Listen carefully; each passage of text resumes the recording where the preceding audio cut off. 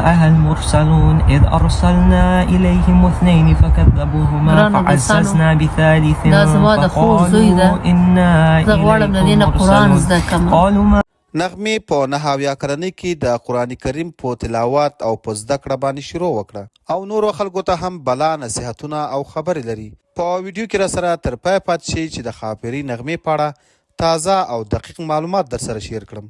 خاپیري نغمه چې د افغانستان تر ټولو مشهوره خوږژبې او ښایسته سندرغاړې ده. په لرو برو پښتنو کې به هیڅ داسې څوک نه وي چې د هغې سندرې نه اوري او هغه نه خوښوي. په زرګونو کیسټې او سندرې یې ویلي دي او وخت ناوخته په خارج ملکونو کې د افغانانو لپاره د موسیقي کنسرت او پروګرامونه جوړوي.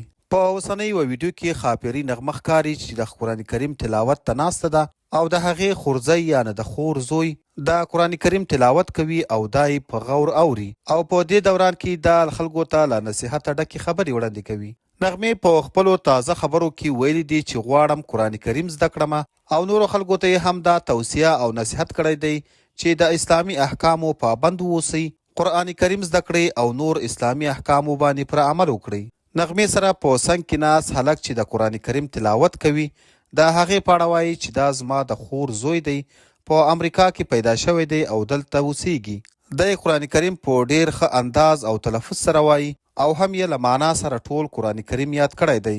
هغه د نړۍ ټولو مسلمانانو خصوصا افغانانو ته دا وایي چې هیڅکله دا فکر مه کوئ چې اسلام یوازې په افغانستان او پاکستان کې دی، بلکې که یو څوک رښتینی مسلمان وي هغه که په امریکا او یا هم په اروپا کې اوسیږي نو دوی خپل اسلام نه پرېږدي او همیشه الهي احکام په ډیر جدي تور باندې په خپل ځان او په خپل کورنۍ باندې عملي کوي. لکه څنګه چې همدا زما خوریی دی، د په شان نور مسلمانان او افغانان هم په امریکا کې پیدا شوي دي.